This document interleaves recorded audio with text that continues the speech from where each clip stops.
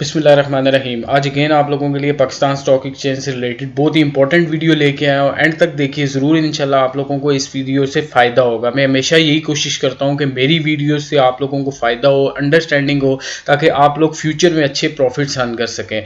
तो मैं फैक्ट्स के साथ चीज़ों को आज डिस्कस करूँगा आप लोगों के साथ, तो एंड तक देखिए, इंशाल्लाह ज़रूर आप लोगों को इससे फ़ायदा होने वाला है। तो वीडियो स्टार्ट करने से पहले हमेशा ये रिक्वेस्ट होती है, अगर आप लोगों ने चैनल सब्सक्राइब नहीं किया तो काइंडली रेड कलर के बटन पर क्लिक कीजिए, सब्सक्राइब कीजिए, वीडियो अच्छी लगती है लाइक कीजिए और कमेंट सेक्शन में अपने व्यूज़ लाजमी दीजिए।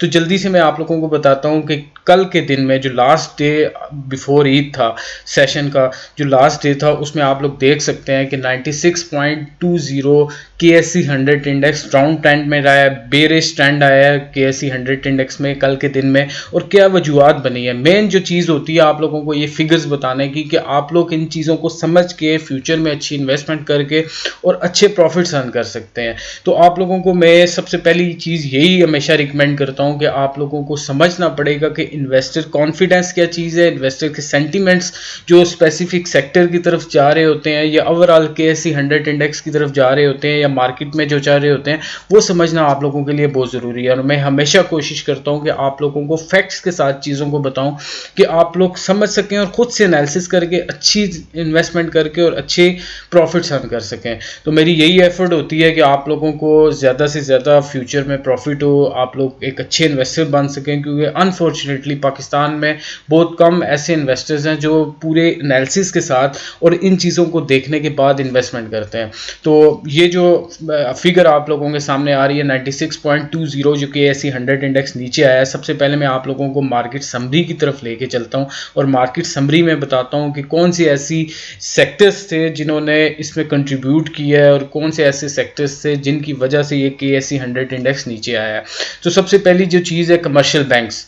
मैं आगे चल के एक न्यूज़ आप लोगों के साथ शेयर करूंगा और उसमें बताऊंगा जो कमर्शियल बैंक से रिलेटेड न्यूज़ आई है और उसने किस तरह से इस सेक्टर को हिट किया है। आप लोग देख सकते हैं कि नेगेटिव न्यूज़ है, मैं आगे चल के बताता हूँ कौन सी न्यूज़ थी। ये आप लोग देख सकते हैं कि ये वाला जो बैंकिंग सेक्टर है ये अंडर प्रेशर है, इंटरेस्ट रेट कट के बाद भी काफ़ी अंडर प्रेशर चल रहा था ये बैंकिंग सेक्टर। अभी एक मज़ीद एक न्यूज़ इससे रिलेटेड आई है और आप लोग देख सकते हैं कि ज़्यादातर इसके जो स्टॉक्स हैं वो नेगेटिव ट्रेंड में गए हैं। तो उसके बाद जो मैं दूसरा सेक्टर आप लोगों को दिखाना चाह रहा हूँ, जिस पे मैं एम्फेसाइज करूँगा क्योंकि मैं लास्ट वीडियो में मैंने आप लोगों के साथ डिस्कस किया था, तो वो सेक्टर है जी oil and gas exploration companies. इसमें देख सकते हैं पॉजिटिव ट्रेंड है, इसने पॉजिटिवली कंट्रीब्यूट किया है KSE 100 इंडेक्स में। जितनी भी इसमें कंपनीज हैं इस सेक्टर में आप लोग देख सकते हैं सब ग्रीन हुई हुई, इट्स मीन के सब ने अपना शेयर प्राइस गेन किया है। अब इसमें कौन सी चीज़ें थी, ये मैं कुछ चीज़ें आप लोगों के साथ प्रीवियस वीडियो में डिस्कस कर चुका हूँ। अब ये दो सेक्टर्स मेनली मैं उठाऊंगा और ओवरऑल मार्केट भी आप लोगों के साथ डिस्कस करूंगा। जो मार्केट वॉच है KSE 100 index sheds 96 points in dull trading. It's mean मैं आप लोगों को बताता हूँ जो यहाँ पे एनालिस्ट ने जो मार्केट वॉच में जो चीज़ें बताई हैं ये समझें और ये बिलीव मी, अगर आप लोग ये मार्केट वॉच को समझ के या बिजनेस से रिलेटेड कोई भी न्यूज़ आप कहीं से भी उठा के पढ़ते हैं तो बिलीव मी आप लोगों को समझ लगेगी कि इन्वेस्टर का कॉन्फिडेंस क्या चीज़ है और इन्वेस्टर आने वाले दिनों में कहाँ पे ज़्यादा इन्वेस्टमेंट कर सकता है। अब ऑयल सेक्टर जैसे कि मैंने आप लोगों को दिखाया है कि उसमें पॉजिटिव ट्रेंड आया है, लास्ट सेशन जो बिफोर ईद था उसमें पॉजिटिव ट्रेंड आया है, इन्वेस्टर का कॉन्फिडेंस इस सेक्टर पे वापस आ रहा है।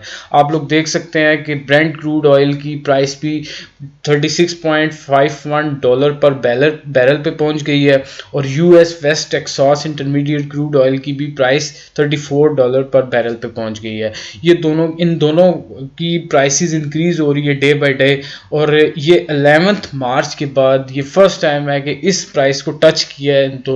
इन दोनों जो ऑयल्स हैं इन्होंने टच किया है इनको। तो ये एक सिग्नल है कि आप लोग आने वाले दिनों में ऑयल सेक्टर में ज़्यादा से ज़्यादा इन्वेस्ट करके शॉर्टर टर्म में अच्छे प्रॉफिट्स अर्न कर सकते हैं।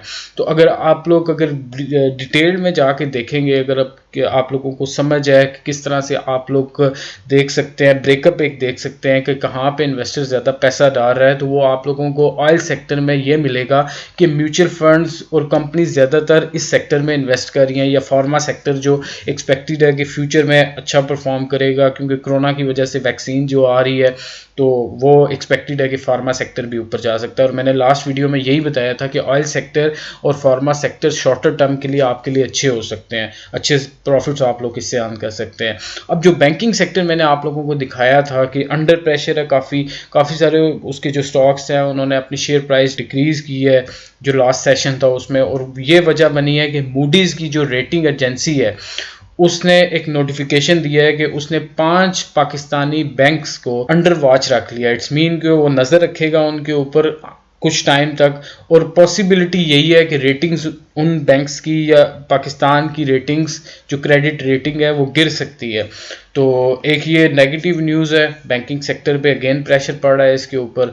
और उसके बाद जो तीसरी चीज़ है बहुत इंपॉर्टेंट है इन सेशंस में आप लोगों के लिए समझना, कि जो बजट आ रहा है नेक्स्ट मंथ, इन्वेस्टर बहुत ज़्यादा कंफ्यूज है। आल्दो अवीज शेख ने एक न्यूज़ भी दी, ब्रेक की थी कि न्यू कोई ऐसे टैक्सेस नहीं लग रहे, लेकिन इन्वेस्टर फिर भी कंफ्यूज है कि आने वाले दिनों में बजट में कौन सी ऐसी चीज़ें आ रही हैं जो अफेक्ट कर सकती है इन्वेस्टर के सेंटीमेंट्स को, इन्वेस्टर के कॉन्फिडेंस को, और मार्केट क्या पता फ्लैक्चुएट करे उसकी वजह से।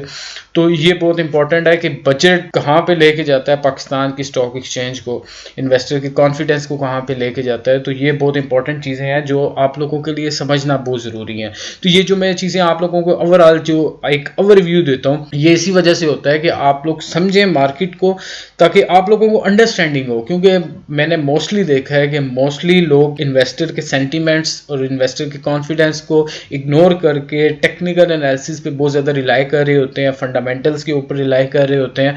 तो अनफॉर्चुनेटली अब लेट्स सपोज आप लोग ऑयल सेक्टर की तरफ आप लोगों का ध्यान नहीं है, आप किसी दूसरे सेक्टर पे इन्वेस्ट कर रहे हैं, जो सेक्टर लेट्स सपोज आप लोग बैंकिंग सेक्टर की तरफ चले गए और वहाँ पे आप लोग पैसा डंप करना स्टार्ट कर दिया, लेकिन शॉर्टर टर्म में आप लोगों को उससे लॉस हो सकता है बैंकिंग सेक्टर में, क्योंकि आप लोगों को जैसा कि मैंने बताया है कि इन्वेस्टर का कॉन्फिडेंस नहीं है उस सेक्टर के ऊपर। ऑयल सेक्टर के ऊपर कॉन्फिडेंस बढ़ता जा रहा है, जो जो प्राइसेस उसकी ऊपर जाती जा रही हैं। तो ये चीज़ें जब आप देखेंगे, सेक्टर को चूज़ करेंगे, उसके बाद इन्वेस्ट करेंगे, तो ज़्यादा चांसेस हैं आप लोगों को अच्छे प्रॉफिट्स होंगे। तो आज की वीडियो ज़्यादा डिटेल में मैं नहीं लेके गया, ताकि आप लोगों को, क्योंकि लास्ट सेशन था मैंने आपको ब्रीफ सी चीज़ें बताई हैं ताकि आप लोगों को चीज़ों की समझ आए। ये फिगर्स बताना मकसद नहीं होता कि ये डेली जो आप लोगों को KSE 100 इंडेक्स तो आप लोग न्यूज़ पे भी देख सकते हैं, या कहीं पे भी आप लोग देख सकते हैं। इसके पीछे जो लॉजिकल पॉइंट्स हैं वो आप लोगों के साथ डिस्कस करना बहुत इंपॉर्टेंट था। आज की वीडियो इतने ही। तो अब मैं होपफुल हूँ कि ईद के बाद अच्छे सेशन स्टार्ट होंगे इंशाल्लाह पाकिस्तान स्टॉक एक्सचेंज के। अगर कोई नेगेटिव न्यूज़ ना आई और बजट से रिलेटेड कोई इस तरह की न्यूज़ ना आई जो इन्वेस्टर की कॉन्फिडेंस को कम कर सके, तो यही एक्सपेक्टेशंस है कि मार्केट ऊपर जाएगी इंशाल्लाह ईद के बाद। तो अभी तक इतना ही, मिलते हैं नेक्स्ट वीडियो में। अल्लाह हाफिज़।